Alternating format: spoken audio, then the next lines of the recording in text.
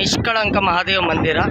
ಇದು ಗುಜರಾತಿನ ಭಾವನಗರದಲ್ಲಿರುವಂಥದ್ದು. ಅಂದರೆ ಭಾವನಗರದಿಂದ ಒಂದು 28 ಕಿಲೋಮೀಟ್ರ್ ಮುಂದೆ ಕೋಲಿಯಾಕ್ ಅನ್ನೋ ಒಂದು ಪ್ರದೇಶದಲ್ಲಿ. ಅಂದರೆ ಇದನ್ನು ಪಂಚಪಾಂಡವರು ಸ್ಥಾಪನೆ ಮಾಡಿದ್ರು ಅಂತ ಹೇಳ್ತಾರೆ. 5 ಶಿವಲಿಂಗಗಳು, 5 ಪಾಂಡವರು 5 ಲಿಂಗಗಳನ್ನು ಸ್ಥಾಪನೆ ಮಾಡಿದ್ದಾರೆ.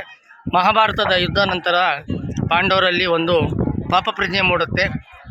ನಾವು ಇಷ್ಟು ಜನರನ್ನು ಸಾಯಿಸಿದ್ದೀವಿ, ನಮಗೆ ಸ್ವರ್ಗ ಅಂತೂ ಪ್ರಾಪ್ತಿ ಆಗಲ್ಲ, ಏನು ಮಾಡೋದಂತ ಅವರು ಶಿವನನ್ನು ನೋಡಲಿಕ್ಕೆ ಹೊರಡ್ತಾರೆ. ಆವಾಗ ಕೃಷ್ಣ ಒಂದು ಬಿಳಿಯ ಹಸು ಹಾಗೆ ಬಿಳಿಯ ಬಾವುಟವನ್ನು ಕೊಡ್ತಾನೆ.